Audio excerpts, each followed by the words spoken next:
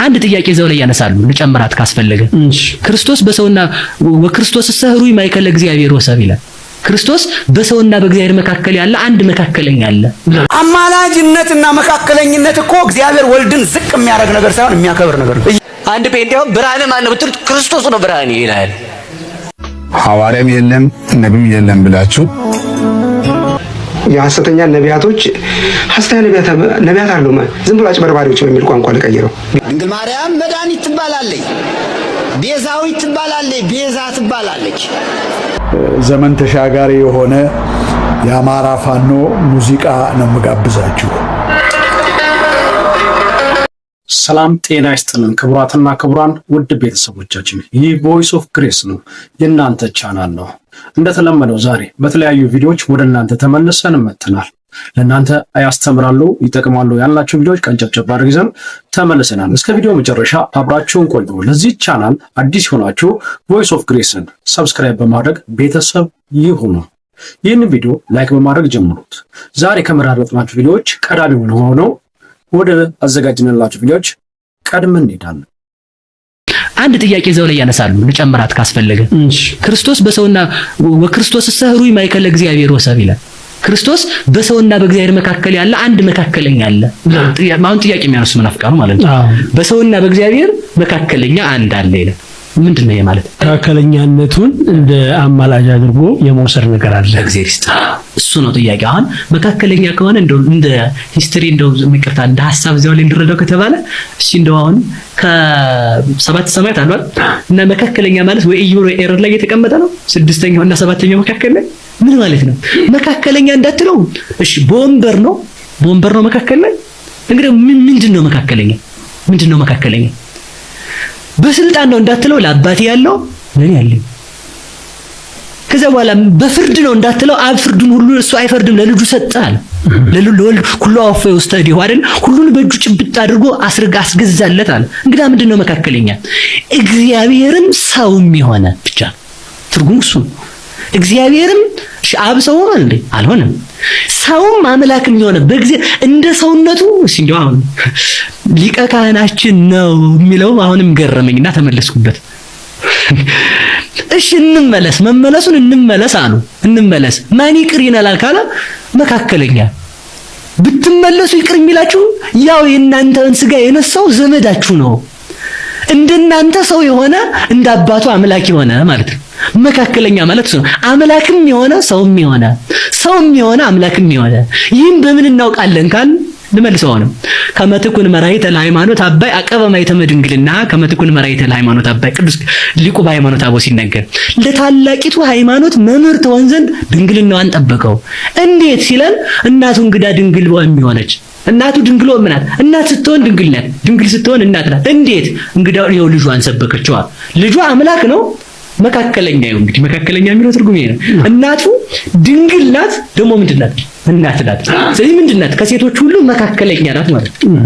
እሱ ደግሞ ከማን እናትም የሆነች ድንግልም የሆነች መካከለኛ የሚለው ትርጉም አምላክም የሆነ ሰውም የሆነ ብንመለስስ ማን ይቅር ይለናል ትሉኝ እንደሆነ አምላክም የሆነ ሰውም የሆነ ባህሪያቸውን የያዘ የባህሪ አምላክ ኢየሱስ ክርስቶስ ይቅር ይላቸዋል ለማለት የእግዚአብሔር ቃል በዕብራውያን ምዕራፍ 7 ላይ የሚናገረውን የእግዚአብሔርን ቃል አብረን እንመልከተው። እኔ ሐሳቡን በስክሪን ላይ አስቀምጥላችኋለሁ። ከቁጥር 23 ጀምሮ ያለውን እግዚአብሔርን ቃል አብረን እናንብበው እስቲ። እንዲህ ይላል፣ እነርሱ እንዳይኖሩ ሞት ስለከለከላቸው ካህናት የሆኑ ብዙዎች ናቸው። እርሱ ግን ለዘላለም የሚኖር ስለሆነ የማይለወጥ ክህነት አለው፣ ስለ እነርሱ ሊያማልድ ዘውትር በሕይወት ይኖራልና። ስለዚህ ደግሞ በእርሱ ወደ እግዚአብሔር የሚመጡትን ፈጽሞ ሊያድናቸው ይችላል። በእርሱ ወደ እግዚአብሔር የሚመጡትን ፈጽሞ ሊያድናቸው ይችላል።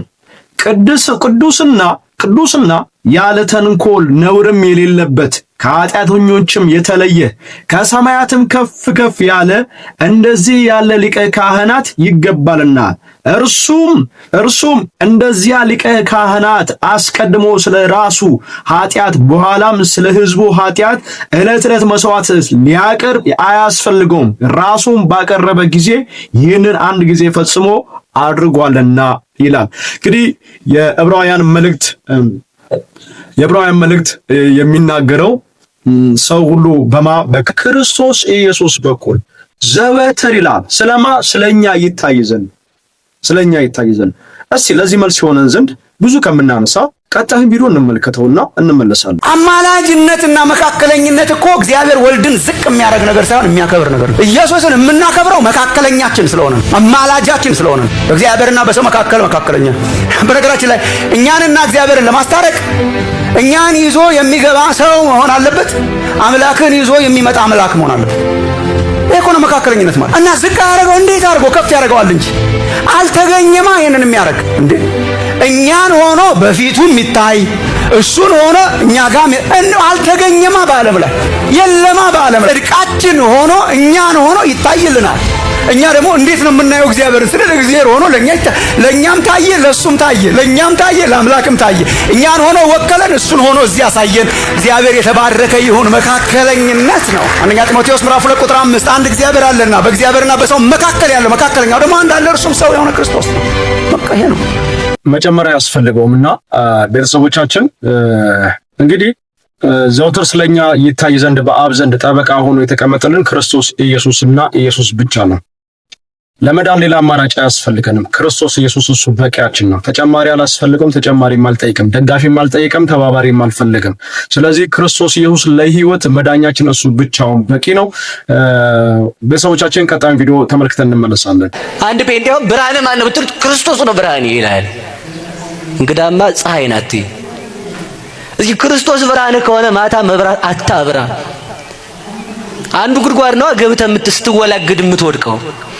አንድ ሰነፍ ተማሪ አንዱን መምህር ምን አለ መሰላችሁ? ብልህ ሰው በጨለማ ያያል። ተናግሬዋለሁ፣ ልድገመው፣ ችግር የለም ማለት ብደግመውም አይከፋችሁም። እናንተ ስትደግሙ አይደል የምትሉት? እኔም ልድገመው፣ ችግር የለም። እና ምንድነው ብልህ ሰው በጨለማ ያያል የሚል ትምህርት አስተማረ። እስኪ በሉ ብልህ ሰው በሉ በምን ያያል? ከዛ እንደዛ ሲለው ማታ ደግሞ መምህሩ መብራት አብርቶ መጣ። ከዛ መምህሩ መብራት አብርቶ ሲመጣ ያ ተማሪ የኔታ አለ፣ አቤት ብልህ ሰው በጨለማ ያያል ብለው አይደል? አዎ ያያል። እርሶ የብልህ መምህር አይደሉ? አዎ ነኝ። ለምን መብራት ያዙ? እንዳንተ ያለ ደንባራ እንዳይገጨኝ ነው እያየ እንዲሄድ እንጂ እኔማ ያለው አሉት ማለት ነው። እንዲህ ያሉ ደንባራዎች አሉ ማለት ነው። ስለዚህ ልብ በሉ ስሙ። ብርሃን እግዚአብሔር ከሆነ እግዚአብሔርን በጠራበት የምትጠልቀውን ፀሐይ ብርሃን ብለህ ከጠራ የእግዚአብሔርን እናቱን ብርሃን ካላልክ አንተ ሰው አታይም ማለት ነው። ስለዚህ ልብ በሉ፣ እግዚአብሔር ብርሃን ነው፣ ሐዋርያት ብርሃን ናቸው። ልብ ብለን እንስማ። እግዚአብሔር ብርሃኔ ነው ብለህ ፀሐይ አታስፈልገኝም ብርሃን አይደለችም እንደማትል እግዚአብሔር መድኃኒቴ ነው ብለህ ማርያም መድኃኒቴ ናት አይደለችም ማለት አትችልም። እግዚአብሔር መድኃኒትህ ከሆነ ላንተ ሐኪም ፓራሲታሞስ ያዝልህ መድኃኒት ከወሰድክ ላንተ እግዚአብሔር መድኃኒትህ ከሆነ መድኃኒት መውሰድ አትችልም። ለምን? መድኃኒት እግዚአብሔር ነው። እግዚአብሔር መድኃኒትህ ሆኖ ሳለ አንተ ክኒና ወስደህ የምትድን ከሆነ አንተ ክኒና ድንጋይ ወስደህ ድንጋይ ያድነኛል ወይም የእባብ መርዝ የእጽዋት ቅጠል ወይንም ከተለያዩ ንጥረ ነገሮች የእንስሳ ስጋ ወይንም ደግሞ መርዛቸው ተሰብስቦ ያድነኛል ብለህ ካዋጥክ አምላክን ለዓለም ሁሉ ይዛ የድነት መሰረት ሆና የመጣች ድንግል ማርያምን መድኃኒቴ አይደለችም ካልክ አንተ ሰው እውነትም አይነ ስውር ነህ ማለት ነው። ስለዚህ አይነቱ አይነ ስውር ይባላል። መጽሐፍ ቅዱሳችን ዮሐንስ ወንጌል ምዕራፍ 8 ቁጥር 12 ላይ ያለውን ቃል እንዲህ ይላል እግዚአብሔር ቃል፣ ደግሞም ኢየሱስ እኔ የዓለም ብርሃን ነኝ፣ የሚከተለኝ የሕይወት ብርሃን ይሆንለታል እንጂ በጨለማ አይመላለስም ብሎ ተናገራቸው። ፈሪሳውያንም አንተ ስለ ራስህ ትመሰክራለህ፣ ምስክርነትም እውነት አይደለም አሉት። ኢየሱስም መልሶ አላቸው፣ እኔ ስለ ራሴ ምንም እንኳን በመሰክር ከወዴት እንደመጣው ወዴት እንደሄድ አውቃለሁና ምስክርነቴ እውነት ነው። እናንተ ግን ከወዴት እንደመጣው ወዴት እንደሄድ አታውቁም። እናንተ ሥጋዊ ፍርድን ትፈርዳላችሁ፣ እኔ በአንድ ሰው እንኳን አልፈርድም። የላከኝ አብ ከእኔ ጋር ነው እንጂ ብቻዬን አይደለሁም። እኔ ብፈርድ ፍርዴም እውነት ነው። የሁለት ሰዎች ምስክርነት እውነት እንደሆነ በሕጋችሁ ተጽፏል። ስለ ራሴ የምመሰክር እኔ ነኝ፣ የላከኝን አብ ስለ እኔ ደግሞ ይመሰክራል ይላልና ይሄ የእግዚአብሔር ቃል ዮሐንስ ወንጌል ምዕራፍ 8 ቁጥር 12 ላይ ጀምሮ እስከ 18 ድረስ ያለውን የእግዚአብሔርን ቃል ስናነበው እኔ የዓለም ብርሃን ነኝ፣ እኔ የዓለም ብርሃን ነኝ፣ የሚከተለኝም የሕይወት ብርሃን ይሆንለታል እንጂ በጨለማ ምራይልም አይመላለስም ይላል። እንግዲህ እግዚአብሔር ክርስቶስ ኢየሱስ ራሱ እኔ የዓለም ብርሃን ነኝ አለ። እኔ የዓለም ብርሃን ነኝ ካለ የዓለም ብርሃንነቱን ለሌላ እናጋራዋል። ለዛ ነው ቅድም ሲናገሩ ነበርና መምህሩ እግዚአብሔር ስለሚጨልምበት አይደለም ብርሃንን የፈጠረው ወይም ጨረቃና ፀሐይን የፈጠረው ብለው ሲናገሩ ነበርና ቅድስት ድንግል ማርያም ብርሃን ተብላ አልተጠራችም። ብርሃን ብትሆንማ ሌላ ብርሃን ባላስፈለገ እውነተኛው የሆነው ሰማያዊ ሰማይና ምድር የፈጠረው ክርስቶስ ኢየሱስ በመጀመሪያ ቃል የነበረው ክርስቶስ ኢየሱስ ወደ ምድር መምጣት ባላስፈለገው ነበር። ስለዚህ እውነተኛ ብርሃን ደግሞ ከጨለማ ወደ ብርሃን የሚጠራ እውነተኛ ብርሃን ያስፈልጋል። ስለዚህ ሰው ሁሉ በአንዱ አዳም ምክንያት በዓለም ውስጥ በጨለማ ነበረ። ከጨለማ ደግሞ መምጣት የሚችለው በብርሃን ብቻ ነው። ስለዚህ ቀደም ለተሰጠው ምሳሌም ጭምር ስለሚሆን ማለት ነው። ስለዚህ ብርሃን ያስፈልጋል። በጨለማ ላለው ሕዝብ፣ በድንግዝግዝ ውስጥ ላለው ሕዝብ፣ እየተደናበረና ግራ እየተጋባ ላለው ሕዝብ ብርሃን ያስፈልጋል። ያ ብርሃን ደግሞ ማን ነው? ክርስቶስ ኢየሱስ እንደሆነ መጽሐፍ ቅዱሳችን በግልጽ ያስቀምጥልናልና መንፈሳዊነት ወይም እምነት ወይም የእግዚአብሔርን ቃል ልንረዳ የሚገባው ምድራዊ ላይ ባለው ነገር ሳይሆን የምናነጻጽረው እግዚአብሔር በማንም አይነጻጸርም፣ ከማንም አይወዳደርም። ስለዚህ ልናወዳደረው የሚገባውን ነገር መለየት እጅግ በጣም አስፈላጊ ነውና እግዚአብሔር ብርሃን ነው። እግዚአብሔር ብርሃናችን ነው። እውነት ብርሃናችን ነው። መጽሐፍ ቅዱስ የሚለው እሱ ስለሆነ ስለዚህ አንድ ጴንጤ እግዚአብሔር ብርሃኔ ነው ቢል እውነተኛ ነው። ምክንያቱም ከድቅድቅ ጨለማ ወደሚደነቀው ብርሃን የጠራን የእሱን በጎነት እንናገር ዘንድ በጨለማ እንደነበረ መጽሐፍ ቅዱሳችን በግልጽ ስለሚያስቀምጥ ማለት ነው። በጨለማ የነበረ ሕዝብ ደግሞ ምን ያስፈልገዋል? ብርሃን ያስፈልገዋል። ካለበት ከጨለማ ሕይወት ውስጥ ለመላቀቅ እውነተኛ መንፈሳዊ የሆነ ብርሃን ያስፈልጋል። ያ መንፈሳዊ ብርሃን ደግሞ ክርስቶስና ክርስቶስ ብቻ ነው ለማለት ፈልጋለሁ። ወደ ቤተሰቦቻችን ይህን ቪዲዮ ላይክ አድርጉት። እስካሁን ሰብስክራይብ ሳታደርጉ እየተመለከታችሁ ያላችሁ ሰብስክራይብ በማድረግ አግዙን፣ ቤተሰብ ሁኑ። ቀጣይ ሐዋርያም የለም ነቢም የለም ብላችሁ ይህንን ሜሴጅ ያስተላልፋችሁ የትኛው የቸርች መሪዎች ዛሬ ነገ ሳትሉ በዚህ ጉዳይ ላይ ድጋሜ የይቅርታ ማስገባት አለባችሁ። አባት ነው። አባት ልጅ መሆን የለበት። ትናንትና ስናወራው የነበረው እውነት ሰው እንኳን ይታዘበናል። ስለዚህ አይምሮ እያወቀ ልብ እያወቀ በአንድና በሁለት ሰው ጥላቻ ምክንያት ነቢይና ሐዋርያ የለም ብላችሁ መናገር በብዙ የለባችሁ። በእናንተ እጅ ካሉ ሰዎች መካከል በርካታ የተቀቡ ሰዎች አሉ፣ የሚቀቡ ሰዎች አሉ። አሁን ለኢትዮጵያ ከፍታ ጊዜ የመጣ ነው። ብዙ ወጣቶች ይነሳሉ፣ አባቶች ይነሳሉ፣ እናቶች ይነሳሉ። ገና ብዙ ትንቢት ይናገራሉ። አታሸማቀቁ። በእጅ ያለው ሕዝብ አታሳስት። ጥሩ አይደለም። የሚያኖረው እግዚአብሔር ነውና አይምሮ ያወቀ ልብ ያወቀ በጥላቻ የሚሆነው ድርጊት ወንጌልን ይጎዳል፣ ሕዝብንም ይጎዳል። በእጅ ያለው ሕዝብን ጥሩ ጉዳይ አይደለም የሚሆነው። ሶኮ ነቀረ ሶኮ ይገባዋል እኮ ዛሬ ከፌስቡክ እናንተ ብትቀመጡ እንኳን በእጅ ያሉ ሰዎች ሁሉ አንድ አባባል አለ። ምናልባት አባባሉን ትክክልም ላልሆን ይችላል።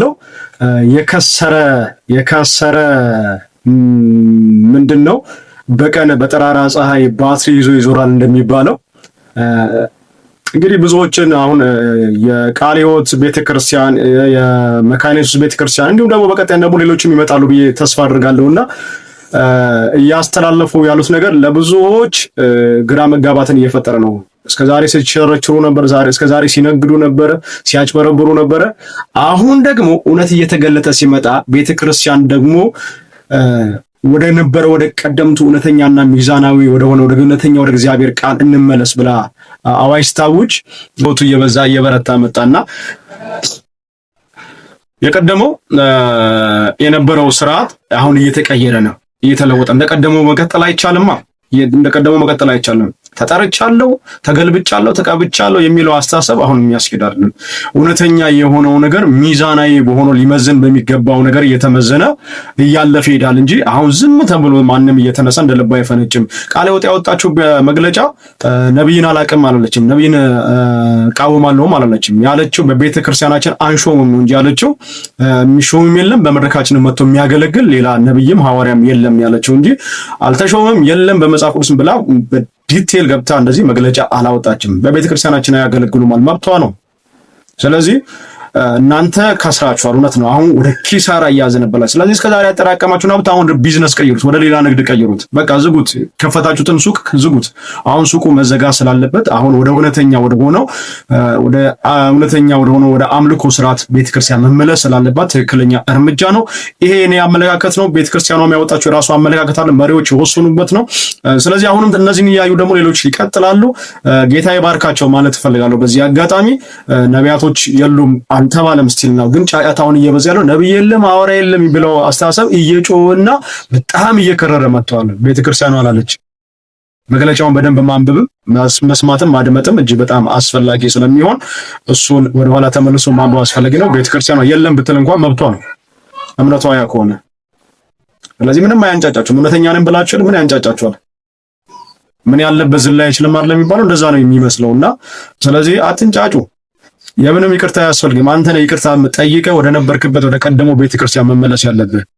ቃለ ሕይወት አይደለችም መጠየቅ ያለባት፣ ሌሎች አይደሉም መጠየቅ ያለባቸው። ጤናማ ከሆንክ ወደ ነበርክበት ወደ ቀደመው ነገር መመለስ እጅግ በጣም አስፈላጊ ነውና ይቅርታ መጠየቅ የሚገባውን ከሆነ አንተ ነህ አባቶችን ይቅርታ ጠይቀህ ቤተክርስቲያን መሪዎችን ይቅርታ ጠይቀህ ወደ ነበርክበት ወደ ቀደመው ቤተክርስቲያን መመለስ ያለብህ። ስለዚህ አሁን ያለን ቢዝነስ ሁሉ ወደ ሌላ ቢዝነስ ቀይረው። አሁን የቸርች ቢዝነስ ተዘግቷል። በቃ የቸርች ቢዝነስ መነገድ አይቻልም። ከዚህ በኋላ መቀጠል አይቻልም። አይቻልም። እስቲ ዘማሪ ኬፋ ስለ ነቢያቶች ምን አለ? አጠር ያለ ቪዲዮ ነው ተመልክተናት። የሐሰተኛ ነቢያቶች ሐሰተኛ ነቢያት አይደሉም፣ ዝም ብሎ አጭበርባሪዎች በሚል ቋንቋ ልቀይረው። ቢካዝ ሐሰተኛ ለመሆን ራሱ ለአቅመ ሐሰተኛም ያልበቁ ናቸው አብዛኛዎቹ። እሺ ሐሰተኛ ማለት የሆነ ተአምራት ምናምን ይሄ ጀስት እቺም ጥቁር የምትባል ድሮ ካርታ አጫዎች ያውቃሉ። ቀይዋን ያገኘ ይበላታል ምናምን የሚል እንደዛ አይነት ድራማ የሚጫወቱ ናቸው። ጌታን በእውነት ለማገልገል ለሚፈልጉ ጸጋ ስጦታን አቢዩዝ ላያደርጉ በትክክለኛ መንገድ ለማደግ ለሚፈልጉ ምክር አለኝ። የቮይስ ኦፍ ግሬስ ቤተሰብ በሙሉ ዘማሪ ኬፋ ብዙ ትችቶችንም እያስተናገደን ያለው ብዙም ነገር እየተባለ ነው። ሄዶ ስታገለግል ነበረ፣ እዛ ስታስጨፍር ነበረ። አሁን ነገር ሲዞርብህ አሁን ደግሞ በእነሱ ላይ ተነሳ የሚል አሳሰብ። ትልቁ ብልጠት እኮ ሰው ሊያጠፋ ይችላል። ከጥፋቱ ግን ንስሐ ገብቶ ተመልሶ ወደ ነበረበት ነገር ወደ እውነተኛው ነገር መመለስ ከቻለ ብልጠት ነው። ሐዋርያው ጴጥሮስም እኮ ክዷል እኮ ኢየሱስን አብሮ አገልግሎ አብሮ ጠጥቶ አብሮ በልቶ ብዙ ታምራት አይተው ክዷል። ክዶ ግን ተመልሷል። እነ ዳዊትን ማንሳት እንችላለን። እነ ንጉሥ ዳዊት ክደዋል። ከእግዚአብሔር ሐሳብና ፍቃድ ወጥተዋል እኮ ብዙ ኃጢአትን ሰርቷል። ነገር ግን የሚመለስ ነበረ። መጽሐፍ ቅዱስ የሚለው ስለ ዳዊት እንደ ልቤ የሆነልኝን ይላል። ይሄ ሰው ያልበደለም በደለኛ አልነበረም፣ ጥፋት አልሰራም፣ ኃጢአት አልሰራም፣ በደንብ ኃጢአተኛ ነበረ። ነገር ግን ይሄ ሰው የሚመለስ ልብ ነበረው። ስለዚህ ፓስተር ኬፋ ዘማሪ ኬፋ ነበረ ምናልባት እዛ ሄዶ አገልግሎት ተመልሶ ሊሆን ይችላል። የነሱን አገልግሎት መደገፍም ላይሆን ይችላል። ሄዶ በቅንነት ሄዶ አገልግሎት ነገሮችን እየተረዳና ትክክል እንዳልሆነ እዛ ሄዶ ማገልገሉ ሲረዳ ግን ከዛ ነገር ውስጥ ለመውጣት አስቦ ወጥቷል ኦልሬዲ። ስለዚህ አሁን እነሱ መቃወሙ ጥፋት ነው? ጥፋት አይደለም። ወደ ትክክለኛ ወደ ኦሪጂኑ ተመለሱ። አጭበርባሪዎች ናቸው። እንደውም ለምን ሐሰተኛ ነቢያት እላቸዋለሁ እያለ ነውና ኬፋ አጥፍቶ ሊሆን ይችላል። ያጠፋው ደግሞ እነሱ ጋር ሄዶ ዘማሪ አገልግሎቱ በጣም ተባርከንበታል። በጣም የሚወደድ ወንድም ነው። ነገር ግን ከዛ ጥፋቱ የሚመለስ ማንነት ስለነበረው ከዛ ተመልሶ ወደ እውነተኛው ነገር እውነተኛ የሆነው ወንጌል መስበክና መመስከር ማገልገል አለብን ወደሚለው አስተሳሰብ መጥቷል። ጌታ ይባርከው ስለተመለሰ ከዛ ውስጥም ስለወጣ ሌሎችም እሱን ተያይተው እንደሚከተሉ ተስፋ አድርጋለሁ። ድንግል ማርያም መድኃኒት ትባላለች፣ ቤዛዊት ትባላለች፣ ቤዛ ትባላለች። ነቢያት እንደፈለጓት ቅዱስ ጴጥሮስ እንደተናገረ ሊቁ ቅዱስ ያሬድ ዛሬ በተናገረው ወይም ለእመቤታችን ለልደቷ በተናገረው ድጓ ዮም ፍስሐ ኮነ በእንተ ልደታ ለማርያም እምሃና ወኢያቄም ከኢያቄም ከሐና ድንግል ማርያም ስለተወለደች ዛሬ ታላቅ ደስታ ሆነ። እንኳን ደስ ያላችሁ። ለምን ተወለደች? ከመትቤዙ ነቢያተ ወጻድቃኔ ይላል። የተወለደች ነቢያትን ልታድን ነው፣ ጻድቃንን ልታድን ነው የተወለደች። ምን ላይ ነው? አማን በአማን ተወልደት እመብርሃን። እውነት በእውነት ዛሬ እመብርሃን ተወለደች። እመብርሃን ድንግል ማርያም ስለተወለደች ዮም ፍስሐ ኮነ፣ ዛሬ ደስታ ሆነ። ምን ላይ እንደሚናገር እስቲ እኔ አላቀውምና ይሄ አሁን አባታችን ያስተማሩት ትምህርት ከምን ላይ እንደሆነ ስለማላቀው ምናልባት የምታውቁ ሰዎች በኮሜንት ላይ አስቀምጡልኝ። እኔም ማወቅ ስለምፈልግ ማለት ነው። ማወቅ ለእውቀትም ስለሚጠቅም ከምን ላይ እንደመጣ ግን እስቲ አስቀምጡልን። ቤዛ የሆነው ክርስቶስ ኢየሱስ ነው። ለሰው ልጅ ምትክ የሆነው በሞት ፈንታ ህይወትን የሰጠን ቤዛ የሆነልን ክርስቶስ ኢየሱስ ብቻ ነው። በመስቀል ላይ ተሰቀለልን፣ እርግማን የሆነልን፣ የተረገመ የሆነልን፣ በእንጨት የሚሰቀል ሁሉ እሱ የተረገመ ይሁን እንደሚል እግዚአብሔር ቃል በእንጨት የተሰቀለልን ክርስቶስ ኢየሱስ ነው ቤዛችን እንጂ ድንግል ማርያም አይደለችም። ድንግል ማርያም የክርስቶስ ኢየሱስ እናት ነች። እኛ በጣም የምንወዳት በጣም የምናከብራት ብጽዕት የሆነች የማኅፀኗ ፍሬ የተባረከ ጸጋን የተሞላች ብጽዕት ነችና በዚህ እናምናለን። ነገር ግን ቤዛ ነች ብሎ መጽሐፍ ቅዱስም ስለማያስተምረን ቤዛነትን የክርስቶስን ዋጋ እናውቃለን። የክርስቶስ ዋጋ ነው እንጂ የማርያም ዋጋ አይደለም። የቤዛነት ዋጋ በክርስቶስ የተከፈለ ነው። እስቲ ቀጣዩን መልከት። በመጀመሪያ አንድ በጣም የምወደውና ዘመን ተሻጋሪ የሆነ የአማራ ፋኖ ሙዚቃ ነው የምጋብዛችሁ።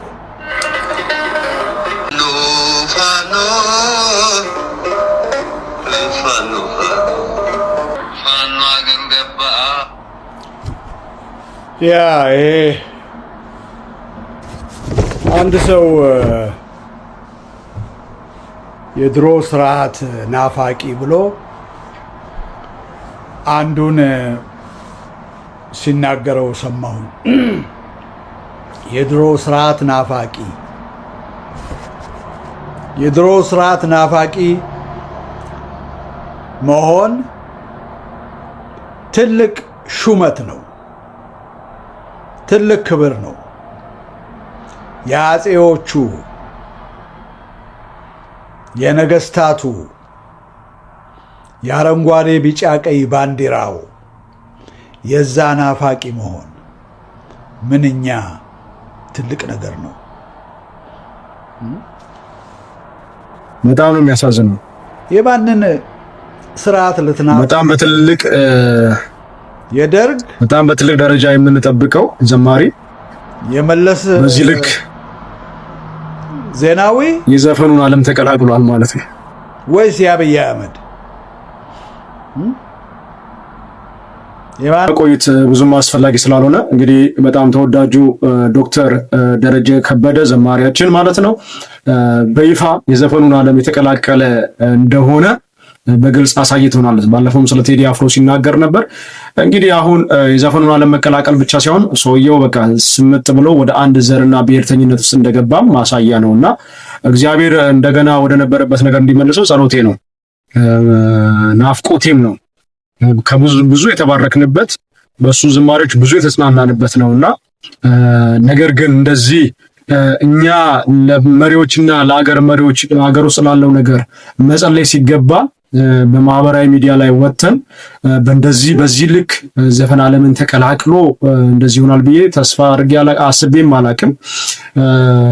እንግዲህ በፈቃደኝነት በነፃ ፈቃደኝነት አትረሱብኝ አልደርስባችሁም በሚል አይነት መልኩ የዘፈኑን ዓለም ተቀላቅሏል ማለት ነው። ኦልሬዲ አሁን የቀረው ዘፈን እየሰማ ነው፣ ዘፈን እያዳመጠ ነው።